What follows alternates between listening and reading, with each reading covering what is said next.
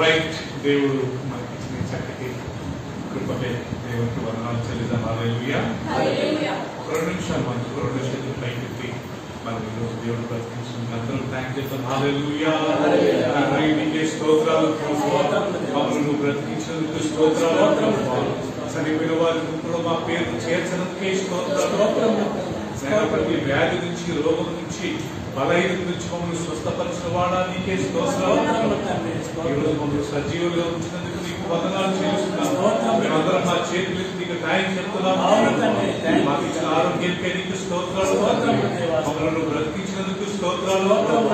నేను ధన్యులుగా భావిస్తున్నాను ప్రభు. మేమందరం ధన్యులుగా భావిస్తున్నాము. ఇది నువ్వు ఇచ్చిన నాయన జీవితమే ప్రభు. ఇది నువ్వు ఇచ్చిన జీవితమే ప్రభు. ఇది నువ్వు ఇచ్చిన ప్రాణమే ప్రభు. మీరు ఇచ్చిన ఆరోగ్యమే ప్రభు. ఇది మీరు ఇచ్చిన వరమే ప్రభు. ఈ వరంకే మా చేతులకు వందనాలు చెల్లిస్తున్నాము. మా బాల్య పిల్లలకే నీకు స్తోత్రాలు. మా పాత పిల్లలకే నీకు స్తోత్రాలు. మా తోడపుట్టిన వారికే నీకు స్తోత్రాలు. మా సంఘస్థులకే నీకు స్తోత్రాలు.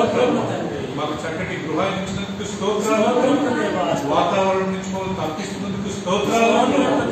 వర్షకాలంలో ఈ సన్నిధి మాపై కుమ్మరిస్తున్నందుకు స్తోత్రాలు.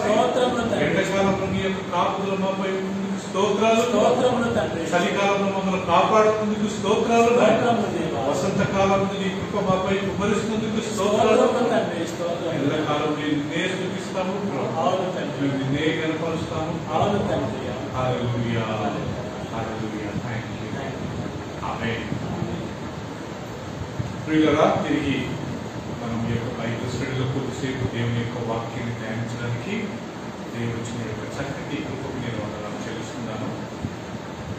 మేము నిన్ననే హాస్పిటల్ నుంచి నేను మా భార్య ఒక 3 రోజులు అడ్మిట్ అయిన తర్వాత ఆల్మోస్ట్ ఒక 10 రోజులు మేము హాస్పిటల్లో ఆల్ టుగెదర్ అడ్మిట్ అయ్యామండి. అండ్ చివరికి దేవుడు తన కృప ద్వారా మా ఇద్దరిని క్షేమంగా ఇంటికి నడిపించాడు. కూర్చోండి, క్షేమంగా నడిపించాడు. ఈ 10 రోజులు కొద్దిగా కష్టంగా ఉండగాని దేవుని కృప మాపై ఉన్నందుకు నేను దేవునికి వందనాలు చెల్లిస్తున్నాను. సంఘస్థులు ఎంతో మంది వచ్చి మమ్మల్ని పరామర్శించారు. వారిని బట్టి ఆ సంఘస్థులు అందరిని బట్టి నేను వందనాలు చెల్లిస్తున్నాను. సో ప్రియులారా, మనము గుర్తుందో లేదో ధన్యులు అనే అంశం మీద మనం ధ్యానిస్తాం కదా ఆకాష్. ధన్యులు ఎవరు ధన్యులు ప్రియులారా? కీర్తన గ్రంథాల ప్రకారం, కీర్తనల గ్రంథంలో రాయబడ్డ ప్రకారము చాలా స్థలాలలో ధన్యులు ధన్యులు అని రాయబడ్డది ప్రియులారా.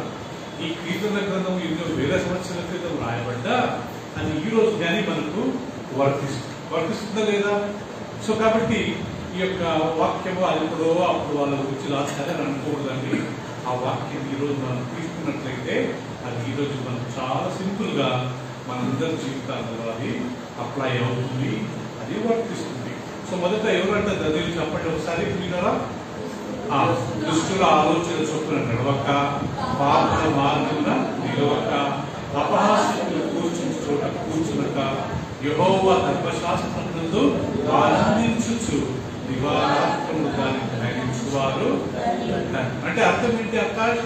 ఇక్కడ చెడు సహవాసం చేయకుండా ఎప్పుడు వాక్యాన్ని ధ్యానించేవారు మొదట దాన్ని. మన కంపెనీ, మన ఫ్రెండ్షిప్ ఉండడంలో తప్పేం లేదు, మనకు స్నేహితులు ఉండడం తప్పేం లేదు. కానీ ఎలాంటి స్నేహితులు ఉండకూడదంట? చెడు సహవాసం, చెడు స్నేహితులు ఉండకూడదు. ఎందుకంటే కొరింథీయులకు రాసిన పత్రికలో మనం చూసాం 15:31 దుష్ట సాంగత్యము మంచి నడవడిని చెరుపులు. రెండోది మనం నేర్చుకున్నది ఎవరయ్యా ధన్యులు అంటే? తన పాపముల కొరకు పరిహారం నుండి, తన యొక్క అతిక్రమముల కొరకు ప్రాయశ్చిత్తం పొందినవాడు ధన్యుడు. యెహోవా చేత నిర్దోషిని ఎంచబడి ఆత్మలో కపటం లేనివాడు. కీర్తన 32. రెండోది ఏంటి దీని అర్థం అనుష అంటే? రెండోది మనం ఏది తప్పు చేసినామో అనిపిస్తే మనం మన పాపాల కొరకు పశ్చాత్తాపడాలి. పశ్చాత్తాపడమే కాకుండా ఆ వ్యక్తి దగ్గరికి వెళ్ళి మనం క్షమాపణ కోరాలి, అడగాలి. ఐఎమ్ సారీ అనే మాట అడగాలి. అడిగిన తర్వాత వాళ్ళు క్షమించలేదు అనుకోండి, అప్పుడు దేవుడు వాళ్ళని చూసుకుంటాడు. కానీ అడిగినప్పుడు మనల్ని దేవుడు క్షమిస్తాడు, మనపై దేవుడి కృపను చూపిస్తాడు. సో అడిగిన వాడు గొప్పవాళ్ళ, అడిగించుకున్న వాడు గొప్పవాళ్ళ? అడిగిన వారు గొప్పవారు. అడిగించుకున్న వాళ్ళు ఏమన్నా, అయ్యో నేను అలాంటి అంత పాత్రుని కాదు, ఆయన అంత పాత్రురాలు కాదు, నన్ను క్షమించండి అని వాళ్ళు రిపీట్ చేయాలా. మనం క్షమాపణ అడుగుతుంటే వాడు నిలబడి పర్వాలేదు అన్నారు అనుకోండి పిల్లలా, రేపు దేవుడు బైబిల్లో రాయబడింది, రేపు దేవుడు అదే తీర్పు వాళ్ళకు తీర్చబడుతుంది. సో కాబట్టి పిల్లలా, క్షమాపణ అడిగేవాళ్ళు చాలా ధన్యులు, సారీ అని అడిగేవాళ్ళు ధన్యులు, పశ్చాత్తాప పడేవాళ్ళు ధన్యులు. అయ్యో నేను తప్పు చేశానే అని పశ్చాత్తాపడ ఆ వ్యక్తి దగ్గరికి వెళ్ళేవాళ్ళు ధన్యులు. నేనేం చేసినా నాదేం తప్పు ఉంది అనుకున్నవాడు దాంట్లో వాళ్ళకి మంచి జరగదంట ప్రియులారా. మంచి జరగదంటే ఏదో రోగాలు వస్తాయి, చనిపోతారని కాదు, కానీ జీవితకాలం అంతా వాళ్ళు సఫర్ అవుతుంటారు. ఏదో ఒక రకంగా మెంటల్ టెన్షన్, లేకపోతే ఆర్థిక ఇబ్బందులు, లేకపోతే ఫిజికల్ ఇబ్బందులు, శారీరక ఇబ్బందులు, ఏదో ఒక రకంగా వాళ్ళు సఫర్ అవుతుంటారు. సో కాబట్టి మన భార్యకి మనం తప్పు చేస్తే తక్షణమే పశ్చాత్తాపడి వాళ్ళ దగ్గరికి సారీ చెప్పాలి. భర్త దగ్గర మనం తప్పు చేసినట్లయితే మనం వాళ్ళ దగ్గరికి వెళ్ళి పశ్చాత్తాప నేను సారీ అని చెప్పాలి. మన పిల్లలు తప్పు చేస్తే మనం వాళ్ళ మన దగ్గరికి సారీ చెప్పాలి. కాబట్టి ఎవరు తప్పు చేసినా వాళ్ళు పశ్చాత్తాపడాలా, ఆ పాపాలు ఆ వ్యక్తి దగ్గరికి వెళ్ళి ఒప్పుకోవాలి. నేను దేవదానంకు విరుద్ధంగా తప్పు చేసి దేవుడి దగ్గరికి వెళ్ళి నన్ను క్షమించమని అడిగితే అది పద్ధతి కాదు. నేను ఎవరి దగ్గర క్షమాపణ అడగల? దేవదానం దగ్గరే అడగాల. దేవుడికి విరోధంగా తప్పు చేస్తే నేను ఎవరికి అడగాల? దేవుడి దగ్గరికి వెళ్ళి అడగాలి. సో కాబట్టి దేవుడి దగ్గర పాపం చేస్తే మనుషుల దగ్గరికి వెళ్ళి క్షమాపణ అడగడం, మనుషులకు విరుద్ధంగా పాపం చేస్తే దేవుడి దగ్గరికి వెళ్ళి క్షమాపణ అడగడం అది బైబిల్ ప్రకారం పద్ధతి కాదు. నేను ఒక వ్యక్తికి విరుద్ధంగా పాపం చేస్తే ఆ వ్యక్తి దగ్గరే నా క్షమాపణ కోరాలి. మూడవది కీర్తన 41 వచ్చిన మనం పోయిసారి నేర్చుకుంటాం. 40 వచ్చిన ఏమని, బీదలను కనికరించు వారు ధన్యులు, ఆపత్కాలంలో యెహోవా వారిని రక్షించు. కదా బ్రదర్ ప్రతాప్? బీదల పట్ల కనికరం చూపించేవారు, బీదల పట్ల కృపను చూపించేవారు, బీదలను కటాక్షించేవారు వాళ్ళు ధన్యులు. ఆర్థికంగా కొంతమంది ఇబ్బంది పడుతుంటారు కదా పిల్లల, ఆహారం లేకుండా కొంతమంది ఇబ్బంది పడుతుంటారు, బట్టలు లేకుండా కొంతమంది ఇబ్బంది పడుతుంటారు, మెటీరియల్ థింగ్స్ కొంతమందికి లేక ఇబ్బంది పడుతుంటారు.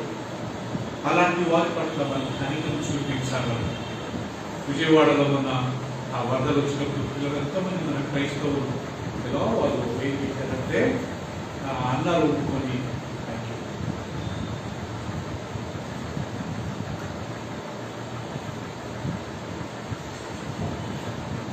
అన్నాలు వండుకొని అండ్ వాళ్ళకి కావాల్సిన ఆహారాన్ని, కావాల్సిన నూనెని, బియ్యాన్ని ఏదో మనం చేతికి మనం అలాంటి వాళ్ళకు దేవుడు వాక్యంలో రాయబడింది, కష్టకాలంలో దేవుడు వారిని తప్పిస్తాడు.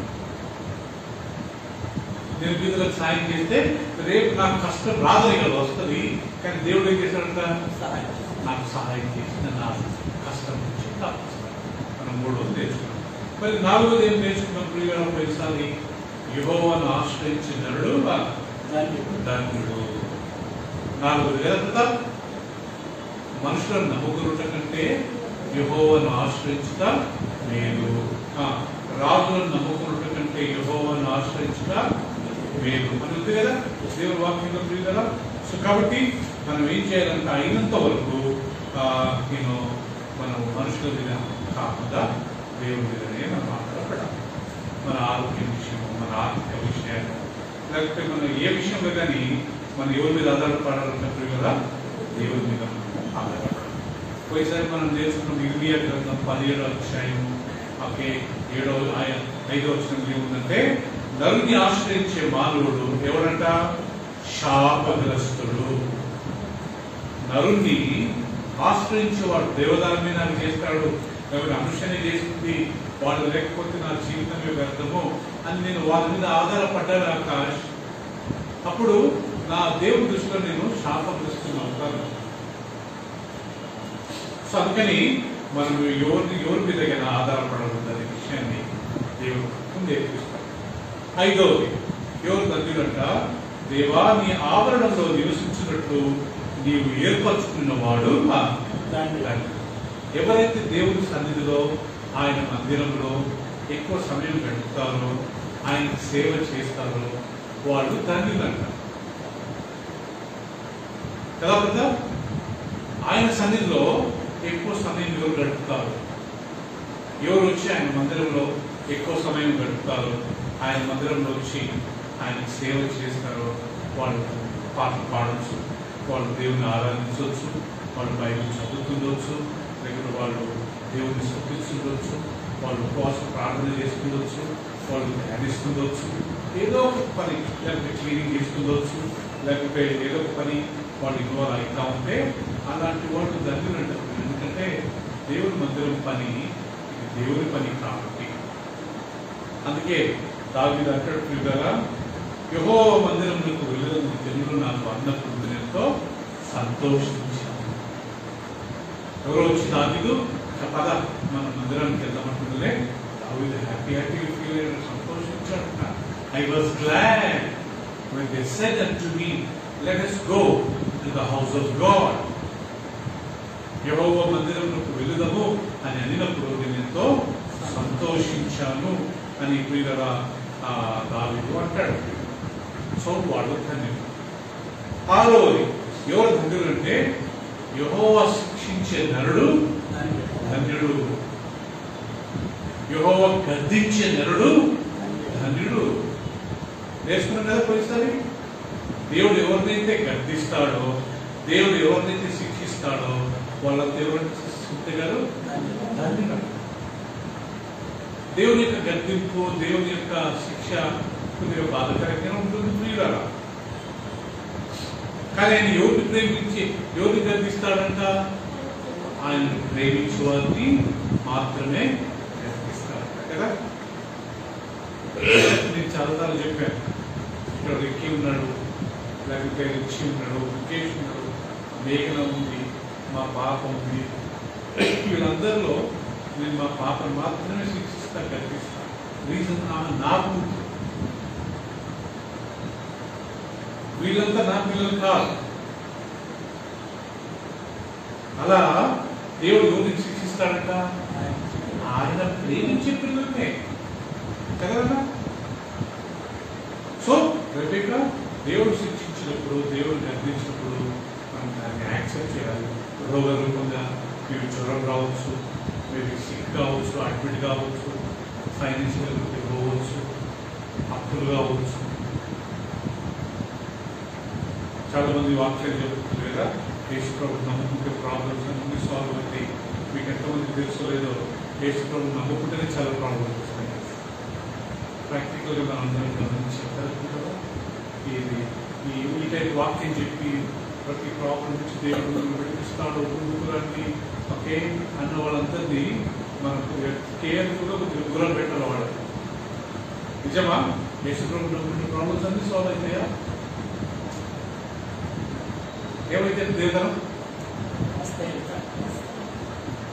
ప్రాక్టికల్ చెప్పండి, వస్తాయా పోతాయా?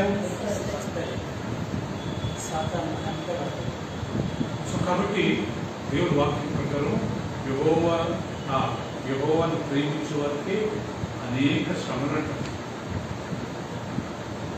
కానీ యెహోవా వాటన్నింటి వారిని విడిపిస్తాడు. నీతి మంత్రులు కలిగి ఆపదలో ఎన్నింట అనేకములు, కానీ వాటన్నిటి నుండి యెహోవా వారిని రక్షించును. పౌలు అంటాడు, దేవుని కొరకు సద్భక్తి గల వారై జీవింపను ఉద్దేశించు వారందరూ హింసపాలవుతారు. 2 తిమోతి గ్రంథంలో రాయబడింది.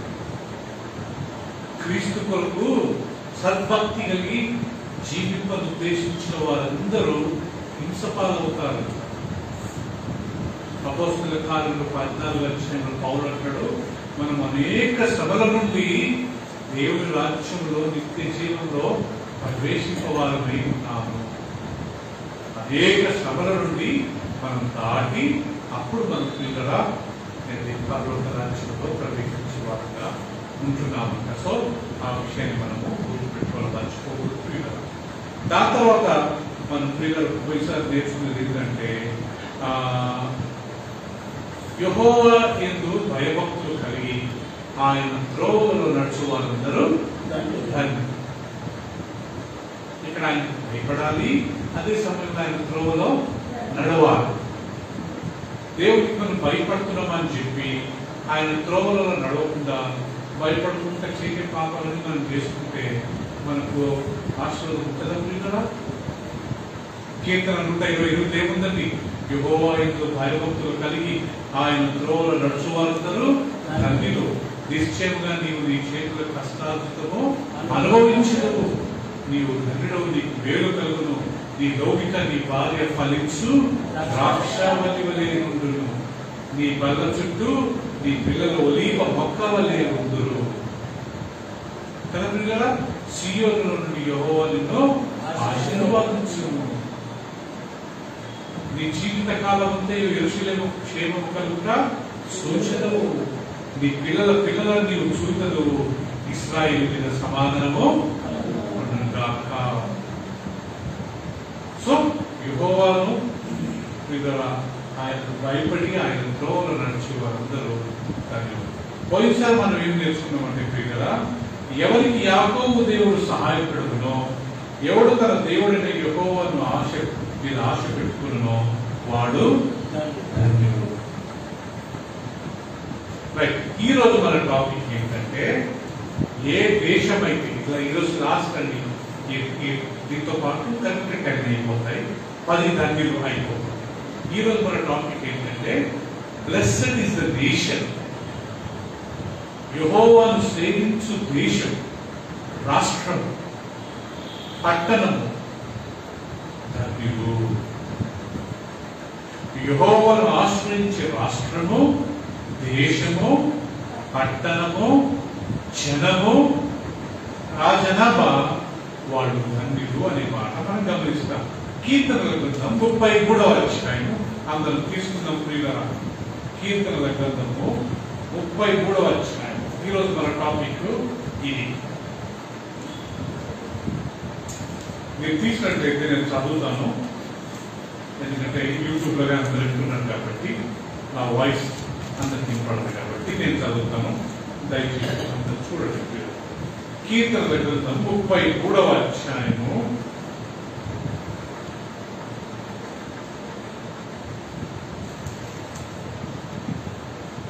12వ వచనం ఒకసారి గమనించినట్లయితే, యెహోవా తనకు దేవుడుగా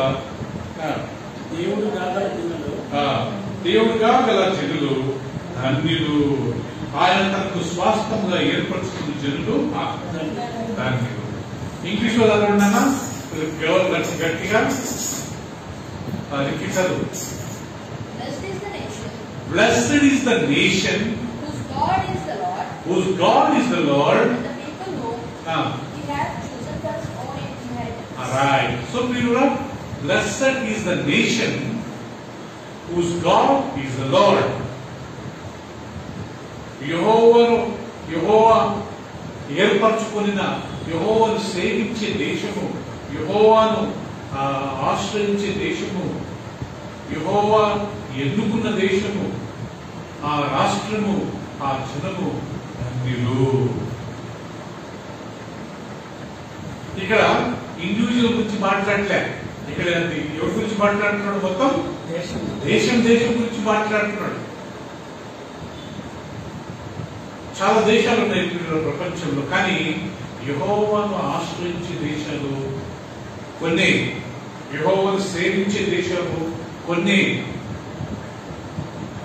దాంట్లో మొదటి దేశం ఇంగ్లాండ్ దేశం.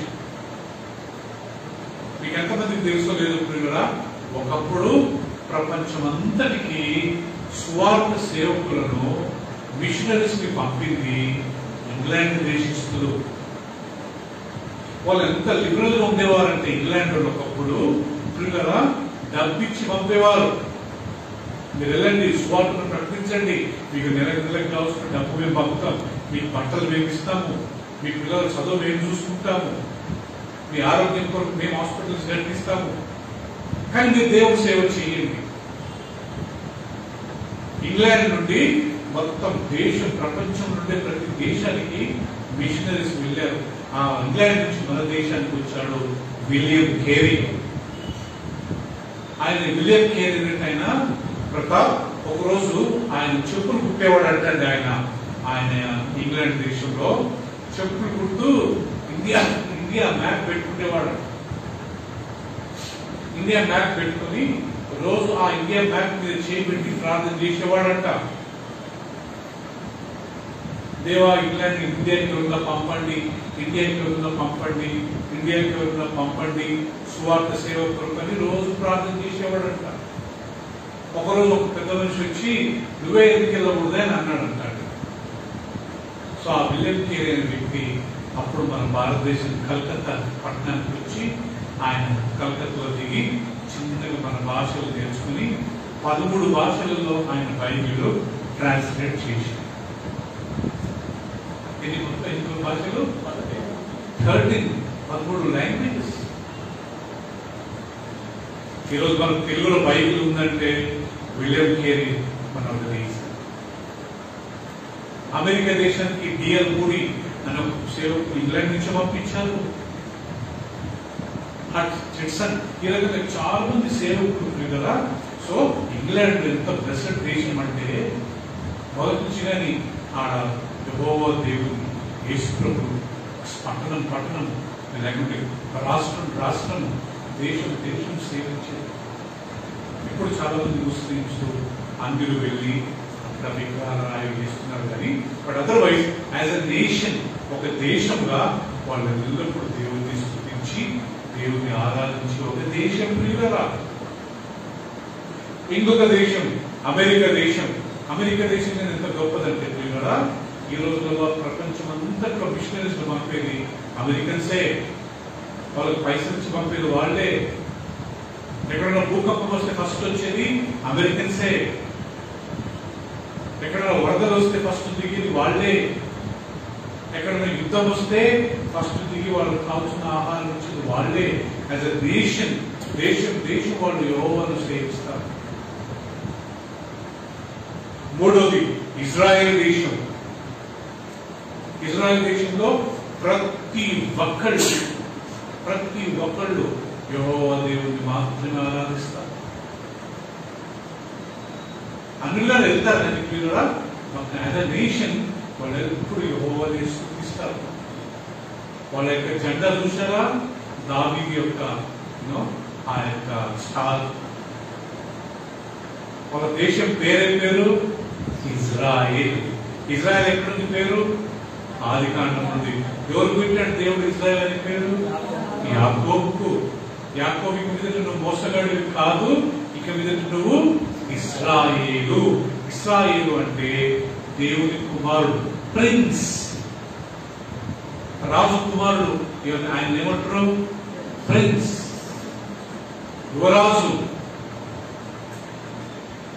As a nation, they are serving God.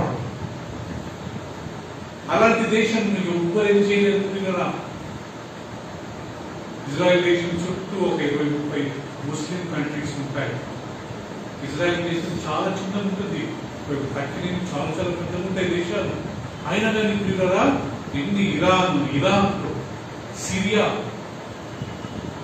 Egypt ఎంత పెద్ద ఉంటాయి.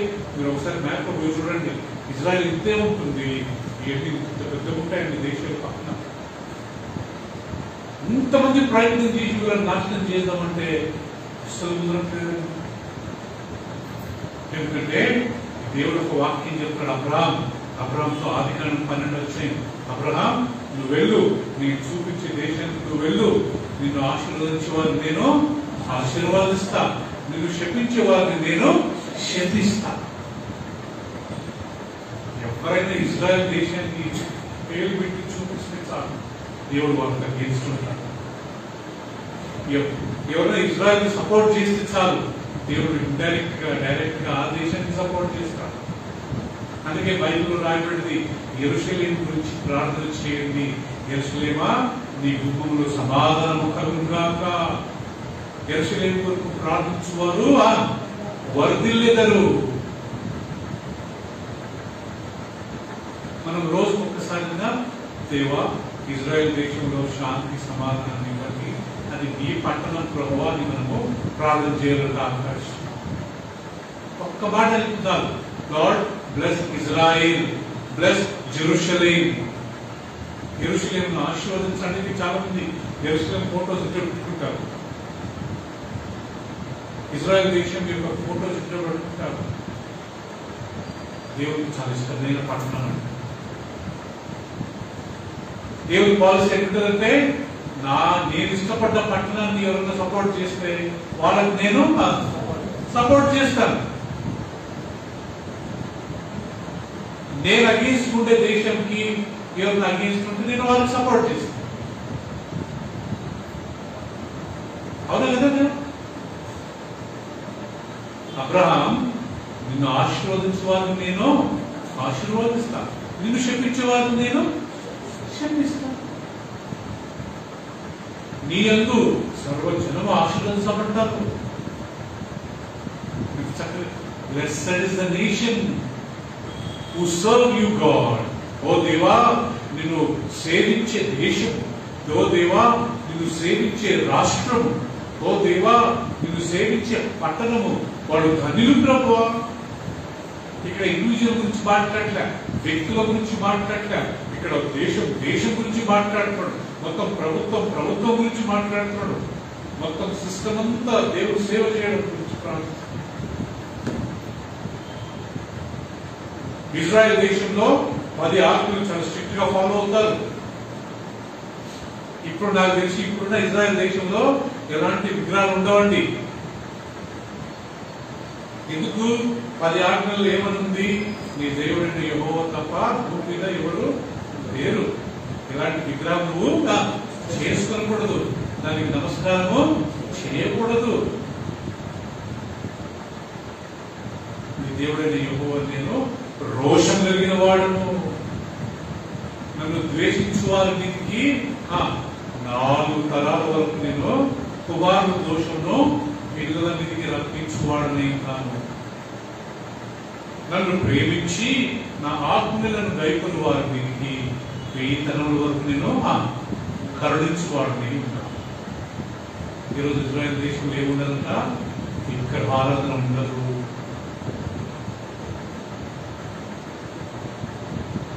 యాజ్ అ నేషన్, దేశంలో వాళ్ళు దేవుని స్తుతిస్తుంటారు. మన దేశం కానీ ఒకప్పుడు ప్రియులారా, మీకు తెలుసో లేదో, యేసు ప్రభు చనిపోయిన తర్వాత తోమా మన ఇండియాకు వచ్చాడు. తోమా మన ఇండియాకు కేరళ ప్రాంతానికి వచ్చి అక్కడ పాపనులకు వాక్యం చెప్పి వాళ్ళని ప్రభువులోకి నడిపించి కేరళ రాష్ట్రంలో చాలా మంది మార్చి పాడారు. అంటే భారతదేశాన్ని దేవుడు ప్రేమిస్తున్నాడు కదా. మన భారతదేశం గురించి బైబిల్లో తెలుసండి మీకు? ఎస్తేరు గ్రంథంలో ఉంది, కూషు దేశం వదులుకొని హిందూ దేశం వరకు అనే మాట. ఫ్రమ్ ఇథియోపియా టు ఇండియా అనే మాట ఉంది ఇంగ్లీష్ లో. 2 సార్లు ఉంది ఆకాశం ఇండియా పేరు. ఎస్తేరు గ్రంథం ఇంటికి చదవండి. ఎస్తేరు గ్రంథం మొదటి అధ్యాయంలో ఫ్రమ్ కూష్ అంటే ఎథియోపియా దేశం, ఎథియోపియా దేశం నుండి భారతదేశం హిందూ దేశం వరకు అనే మాట రాయి. తోమాను 12 మంది శిష్యులలో అమెరికాకి ఎవరు పోలే, పాకిస్తాన్కి ఎవరు పోలే, జపాన్కి ఎవరు పోలే. ఎక్కడికి వచ్చారు? ఇండియాకి వచ్చారు. అంటే ఇండియన్స్ భక్తి దేవుడు చాలా ఇష్టం ఉంది కదా. సో మనంగా మన దేశం గురించి ప్రార్థన చేయాలి. ప్రభా, నేను ఎప్పుడు ప్రార్థిస్తాను, మా ప్రైమ్ మినిస్టర్ను మారవాడు, ఆయన మనసును దేవుడు ఒకసారి పట్టుకున్నాడు అనుకోండి, ఆటోమేటిక్ అందరూ మారుతారు. ఒకరోజు పవన్ కళ్యాణ్ ఓకే, ఈ క్రిస్టియన్స్ అందరినీ కన్వర్ట్ చేసి రాజకీయ అన్నాడు. ఒకరోజు వచ్చింది, నా భార్య నాకు ఈ వాక్యం ఇచ్చింది, యెషయా గ్రంథం చదువుతున్నాడు. విన్నారా మీరు? ఆయన మారాడు అనుకోండి, ఆయన అన్నాడు అనుకోండి, ఆయన ఫాలోవర్స్ అంతా ఫాలో అవ్వాలి కదా. అట్లా మనం మన నాయకుల గురించి ఫస్ట్ నువ్వు వాళ్ళని మార్చు ప్రభువా, ఈ నరేంద్ర మోడీని మార్చు ప్రభువా, ఈ రాహుల్ గాంధీని మార్చు ప్రభువా, ఈ అమిత్ షాని మార్చండి ప్రభువా, ఈ యోగి ఆదిత్యనాథ్ మార్చండి ప్రభువా, ఈ రేవంత్ రెడ్డిని మార్చండి ప్రభువా. ఆడున్నాడు కదా ఎవరైనా, చంద్రబాబు నాయుడు మార్చండి. వాళ్ళు ఒకసారి మారాలనుకోండి ఇప్పుడు కదా, ఆటోమేటిక్ గా చాలా మంది, ఎందుకంటే నాయకులు ఏం చెప్తే ఫాలో అయ్యే కొంతమంది గుడ్డితనం కలిగిన వారు కొంతమంది ఉంటారు, అంధభక్తులు అంటారు కదా వాళ్ళని. సో వాళ్ళు మారిపోతారు. అందుకే మనం ఏం చేయాలా, ఏమని ప్రార్థన చేయాలా? ఒక్కసారి తిమోతికి రాసిన మొదటి పత్రిక తీసుకుందామండి. 1 తిమోతి చాప్టర్ 2.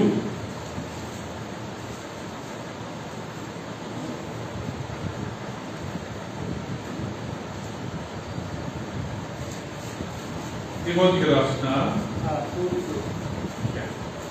అందరు గమనించండి, మీ బైబిల్ తీయండి కదా. తిమోతికి రాసిన మొదటి పత్రిక 2వ అధ్యాయము ఏమనుకుంటుంది కదా,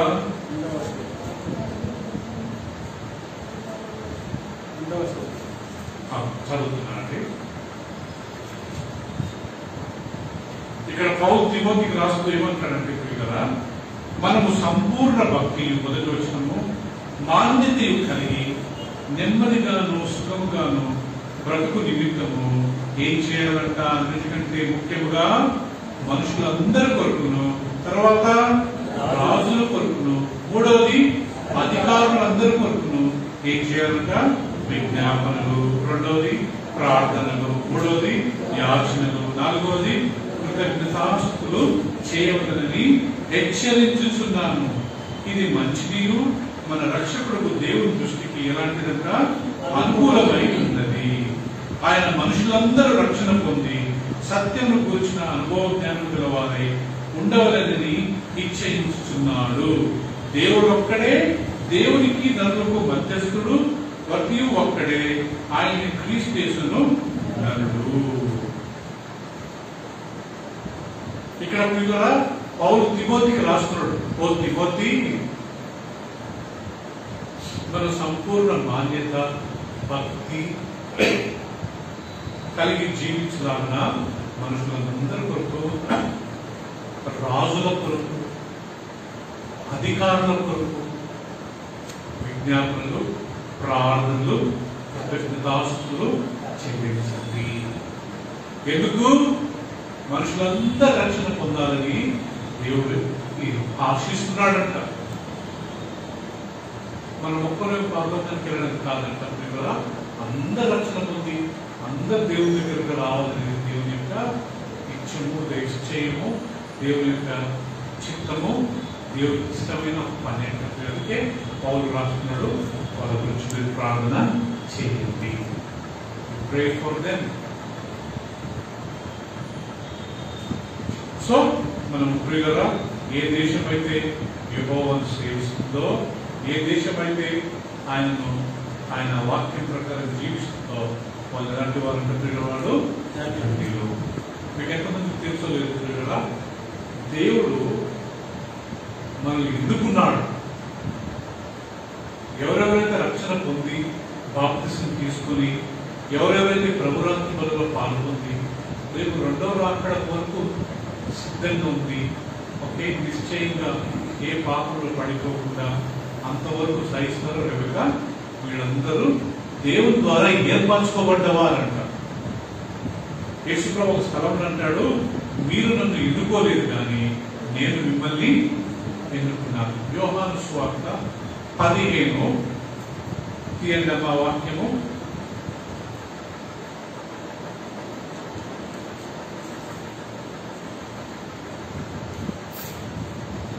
యోహాను సువార్త 15వ అధ్యాయము 16వ వచనం.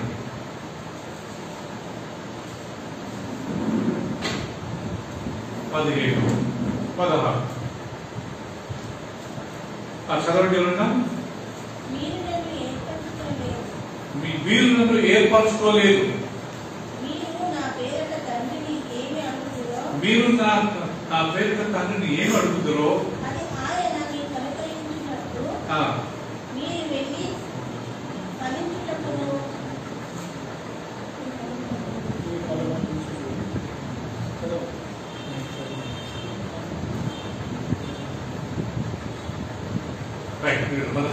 సారీ, మీరు నన్ను ఏర్పరచుకోలేదు, మీరు నా పేరిట తండ్రిని ఏమి అడుగుతారో అది ఆయన మీకు అనుగ్రహించినట్టు మీరు వెళ్ళి ఫలించుటకును మీ ఫలము నిలిచి ఉండునట్లును నేను మిమ్మల్ని ఏర్పరచుకొని నియమించింది. మీరు నన్ను ఏర్పరచుకోలేదు, లాస్ట్ అంటాడు నేను మిమ్మల్ని ఏర్పరచుకున్నాను. ఈరోజు మా టాపిక్ ఏంటంటే యెహోవా ఏర్పరచుకుని ఆయనను సేవించే దేశం, రాష్ట్రం ధన్యుడు. Blessed is the nation, not individual. Of course, individually we are blessed, కానీ as a nation when we serve God. నాకు చాలాసార్లు I feel so jealous. మన దేశం ఎందుకు as a nation we are not worshiping God, as a nation why we are not serving God. దేశంగా మనందరూ దేవుని స్తుతించట్లే, దేశంగా ఎందుకు మనం దేవుని ఆరాధించట్లే, as a nation why we are not giving serving God అనేది కొన్నిసార్లు బాధ అనిపిస్తుంది కదా. అదే ఇజ్రాయెల్ దేశం చూడండి, అమెరికా దేశం చూడండి, ఇంగ్లాండ్ దేశం చూడండి, న్యూజిలాండ్ దేశం చూడండి, ఆస్ట్రేలియా చూడండి, వీళ్ళంతా ఎవరు అంటుండే 25 డిసెంబర్లో చూస్తే అదే ఒక పెద్ద స్వర్గం మాదిరి ఉంటుందంట. ప్రతి ఒక్కళ్ళు వాళ్ళు దేవుని స్తుతిస్తారంట, ప్రతి ఒక్కరు మందిరానికి వెళ్తారంట. ఎంత బాగుంటుంది కదా. నేను కుటుంబంలో ఎవరైనా ఫ్యామిలీగా మందిరానికి వస్తే నాకు చాలా హ్యాపీ అండి. అందుకే మనం ఈ చర్చ్ లో యూత్ మీటింగ్ అని, ఓకే, లేడీస్ మీటింగ్ అని, జెంట్స్ మీటింగ్ ఎప్పుడు పెట్టాం. మనం ఎవరిని ఎంకరేజ్ చేయాలా? మొత్తం ఫ్యామిలీని ఎంకరేజ్ చేయాలి. సో ఫ్యామిలీగా మనం మందిరానికి వచ్చినప్పుడు దేవుని యొక్క చిత్తాన్ని మనం నెరవేర్చిన వారం అవుతాం కదా. యెహోషువ 24:15 ఏమంటాడు? నేను నా ఇంటి వారును యెహోవాను సేవించెదము. ఆకాష్ నేను యెహోషువ అంటున్నాడు, నా ఇంటి వారు మేమందరం కలిసి ఎవరిని సేవిస్తాము? యెహోవాను మేము సేవిస్తాము.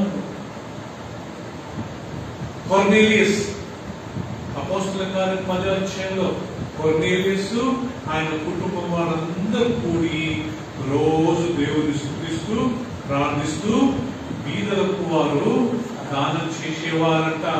అది దేవుడు చూసి దేవదూతను పంపించాడంట. దేవదూత అంటాడు, అయ్యా కొర్నేలియస్, నీ ప్రార్థనలు దేవుని దగ్గరికి అందాయి, నీ కార్యాలు దేవుని దగ్గర అందాయి. నాకు ఆ వాక్యం చదివితే చాలా బలం అనిపిస్తుంది. మన ప్రార్థనలు దేవుని దగ్గర పోతాయని దేవుడితో చెప్తున్నాడు. మీరు సాయం చేసింది దేవుడి దగ్గర రీచ్ అయింది.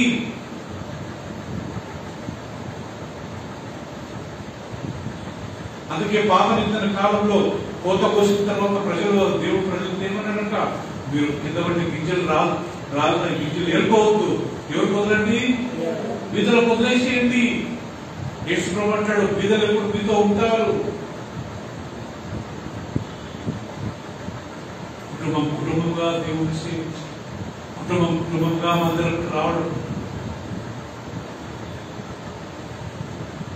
సో ప్రియులారా, దేవుడు నేను దేవుడిని ఎన్నుకోలేదంట, దేవుడు మనల్ని ఎన్నుకున్నాడు. యేసు ప్రభువు అంటాడు కదా, మీరు నన్ను ఎన్నుకోలేదు, నేను మిమ్మల్ని ఎన్నుకున్నాను. మీరు ఎందుకు ఎన్నుకున్నాను? మీరు వెళ్ళి బహుగా ఫలించులాగున్నా.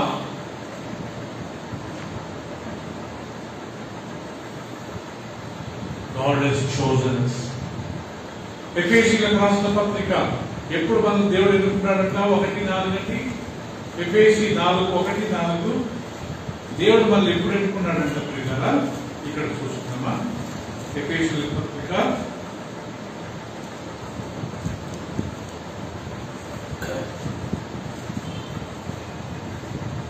1:4. తన ప్రియమియందు తాను ఉచితంగా మనకు అనుగ్రహించిన తన కృపామహిమను కీర్తి కలుగునట్లు తన చిత్త ప్రకారమైన దయా సందర్భం చెప్పున యేసుక్రీస్తు ద్వారా తనకు కుమారులుగా స్వీకరించుటకై మనల్ని ముందుగా తన కోసము నిర్ణయించుకొని మనల్ని దేవుడు ముందుగా తన కొరకు నిర్ణయించుకొని మనము తన ఎదుట పరిశుద్ధులమును నిర్దోషులమై ఉండవలెనని జగత్తు పునాది వేయక మునుపే ప్రేమ చేత ఆయన క్రీస్తులో మనలను ఏర్పరచుకొనెను. అందరం ఒకసారి హల్లెలూయా చెప్తాం. హల్లెలూయా. హల్లెలూయా. దీని అర్థం ఏంటంటే బ్రదర్, లోక పునాది వేయక మునుపే యేసుక్రీస్తులో మనల్ని దేవుడు ఎన్నుకున్నాడంట. విన్నాం, ఇంకా భూమి పుట్టలేదు, ఇంకా ఆదామే రాలేదు, సూర్యచంద్రులు రాలేదు, ఆకాశం లేదు, దేవదూతలు సృష్టించలేదు. ఒక ప్లాన్ లేదా? లోక పునాదులు వేయక మునిపే మిమ్మల్ని యేసుక్రీస్తునందు దేవుడు ఏర్పరచుకున్నాడంట. దేవదాను ఇంకా ఆదాం లేదు, ఆదికాండం 1వ అధ్యాయం లేదు, ఏది కానీ లేదు, యోహాను 1:1 లేదు, ఏది కానీ లేదు. మొత్తం శూన్యం ఉన్నప్పుడే, ఇంకా ఏమి లేనప్పుడే, జగత్తు పునాది వేయకముందే దేవుడు యేసుక్రీస్తు ద్వారా మనల్ని ఆయన కొరకు నిర్దోషముగా జీవించాలని మనలో ఆయన ఏర్పరచుకుంటాడు. ఇంకొక వాక్యం ఏమంటాడు? ఇర్మియా 1:5 నీ తల్లి గర్భములో నిన్ను రూపింపకమునుపే నేను నిన్ను ఎరిగి ఉన్నాను. ఇది ఎట్లుంది ఈ వాక్యము? ఎఫెసీయులు అంటాడు, భూమి పునాది వేయకముందే నేను నిన్ను ఎన్నుకున్నాను అంటాడు. ఇర్మియా 1:5 ఏమంటాడు? పిల్లరా, నీ తల్లి గర్భములో నిన్ను రూపింపకమునుపే నేను నిన్ను ఎన్నుకొని ఉన్నాను. నీ తల్లి గర్భం నుంచి బయటికి రాకముందే జనులకు నిన్ను ప్రవక్తగా నియమించినాను. ఓ ఇర్మియా,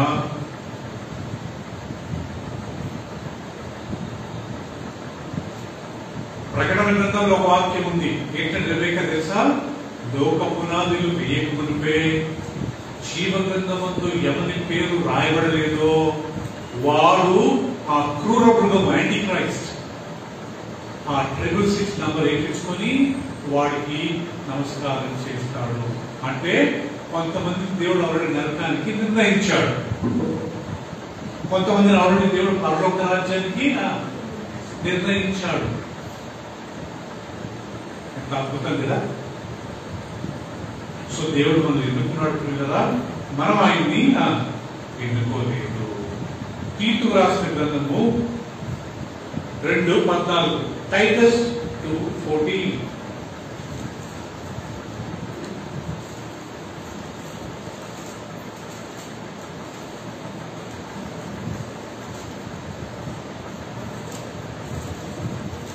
చాలా ముఖ్యమైన మాట ఉంది కదా.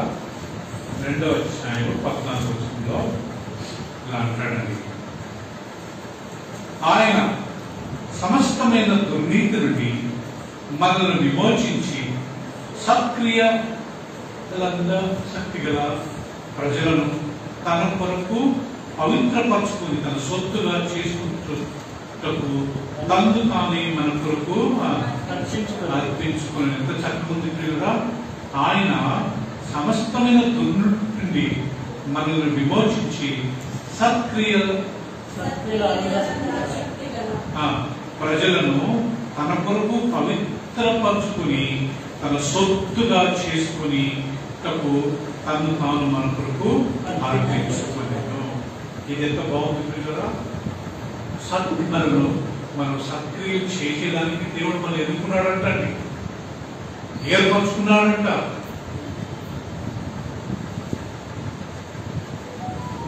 సో ఈరోజు మన వాక్యం ఏంటంటే కదా, ఆయనను సేవించే దేశం,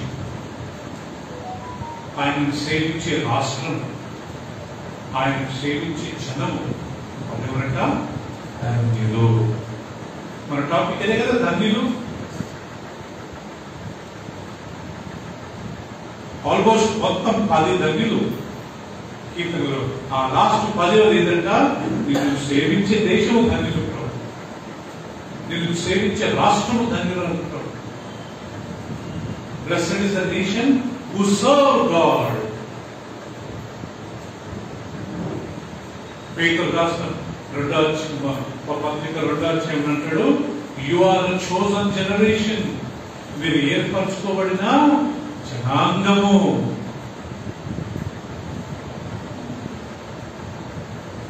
పేతురు రాసిన మొదటి పత్రిక తీర్థపత్రిక వాక్యం చదువుమా. దేవుడు మనం చెప్తున్నాడు. 1 Peter 2:9 చదవండి బాబులు. అయితే మీరు చీకటిలో నుండి ఆశ్చర్యకరమైన తన వెలుగులోనికి మిమ్మల్ని పిలిచిన వారి గుణాతిశయములను ప్రచురము చేయు నిమిత్తము ఏర్పరచబడిన వంశమును, రాజులైన యాజక సమూహమును, పరిశుద్ధ జనమును, దేవుని సొత్తైన ప్రజలునై ఉన్నారు. మీరు దేవుని సొత్తు ప్రజలై ఉన్నారు. మీరు ఏర్పరచుకోబడిన జనాంగము. దేవుడు మనం ఏర్పరచుకున్నాడంటే విన్నాం. ఇంతమంది ఉన్నారు. బిల్ గేట్స్ ఉన్నాడు, టెస్లా ఓనర్, ఆయన పేరు ఇలాన్ మాస్క్, స్టీవ్ జాబ్స్, ఇలా పెద్ద పెద్దోళ్ళు. దేవుడు వాళ్ళని ఎదుర్కొన్నాడా కదా?